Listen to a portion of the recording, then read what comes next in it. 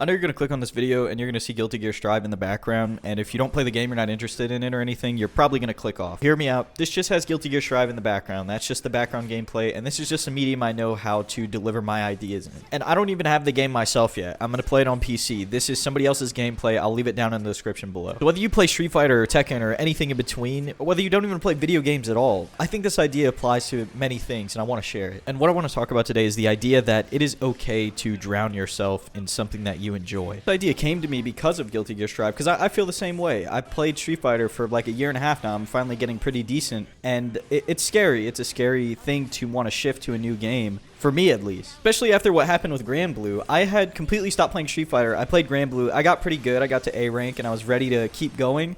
And then the game sort of died out. It's not completely dead, but it died out because the online is just kind of unbearable, right? For lack of a better term. It's very hard to play anybody outside of your fucking area code on that game. And that left me feeling kind of burned, right? I had given up Street Fighter. I was okay with playing a new game. And then my time wasn't validated. I got better, and I felt like I was learning how to play the game at a higher level. And then it sort of declined, and then I went back to Street Fighter. That lack of validation, I think, is what leads to people not wanting to be vulnerable to new ideas and be able to do new things that they might have an interest in. Now, some of you know this whole channel has been building up to Guilty Gear Strive. I started the channel back in like October, December, somewhere within those months, right? The fall, winter time of 2020, with the goal of building up a channel big enough to when Strive came out, I could just, upload. I could do what I wanted at that point. After the first beta, I was a little hesitant. I liked the game, but I wanted to see where it went. And after the second beta, I was even more hesitant. But I still enjoyed the game.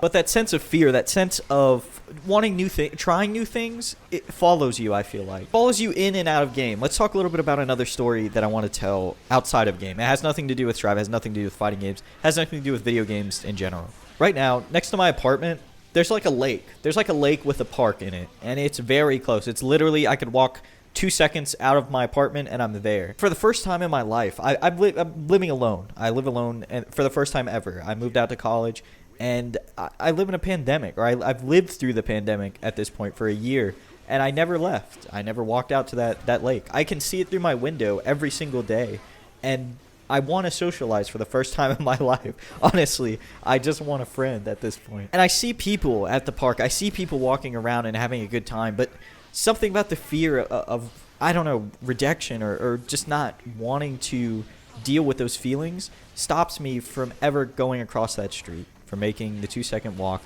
across the street and hanging out at the lake. And I don't want that to be something that defines me. If there's something I want to do, if there's something I want to enjoy, I want to be able to enjoy it. I want to be able to walk across that street. I want to be able to play the games I want to play. I don't want to feel like something's stopping me. Because I'm sure you guys have all been there. You've all felt like you've played a game. It happens in like other games like League of Legends too, right? Where you play an entire game, it's like 45 minutes, and at the end of it, it feels like a waste of time because you lost. And it feels like you're never going to be good at whatever it is you might like, I liked League of Legends for a very long time, and I stopped playing it because I just felt like I wasn't going to be good. I never thought I was going to be good. And I think for that same reason, a lot of people aren't going to pick up Guilty Gear Strive. A lot of people aren't going to pick up any fighting games.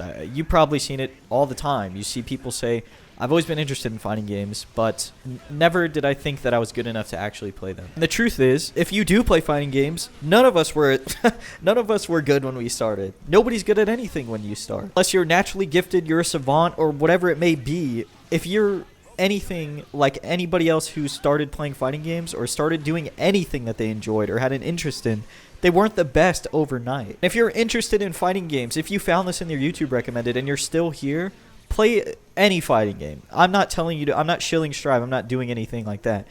Find whatever game you're interested in and just give it a shot. If it's on Steam, buy it, play your hour and a half, and return it if you don't like it. I don't care about sales. I'm just consuming it, and I just want other people to experience what I've experienced in the past year and a half. It's been very formative for me as a person and as a competitor, right? Everything that I've enjoyed, that I've drowned myself in the past, Call of Duty, video games, photography, whatever it may be, always, every time started as an interest. It was never something that somebody threw in my lap and told me to like. For example, I came to college. I came to go to school for computer science. All the way up through high school, I was doing computer science classes in high school. And when I got to my community college, I was doing the prereqs to get into a 4-year to do computer science. That was a passion that was instilled in me by the people around me, the people who said computer science is a blooming field that you will be sure to find a good job in.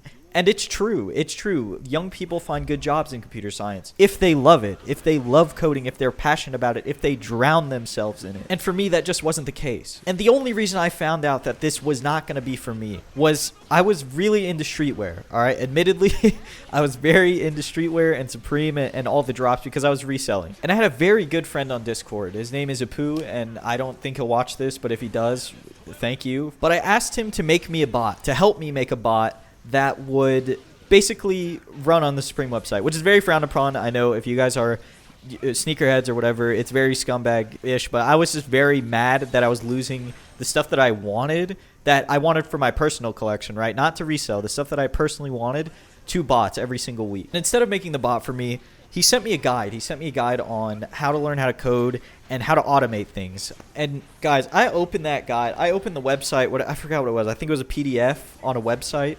I opened it and immediately knew it was not for me.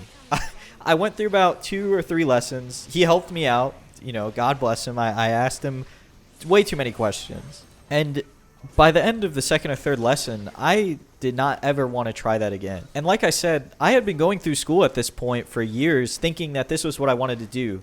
That idea had been planted in my head from middle school, that coding is an easy way to get a job, and you can make a decent amount of money and maybe do some cool stuff along the way. They're all true things, but it just didn't pique my interest in a way that I felt like I could continue. And that's how I ended up doing business. I'm in business now. I'm a management major. But man, just between all of the math classes they wanted me to take and trying to actually do a practical situation that I wanted to do, you know, for something that even for my passion project, right? That was like for fun. Like I wanted to make that for myself. Nobody assigned that to me.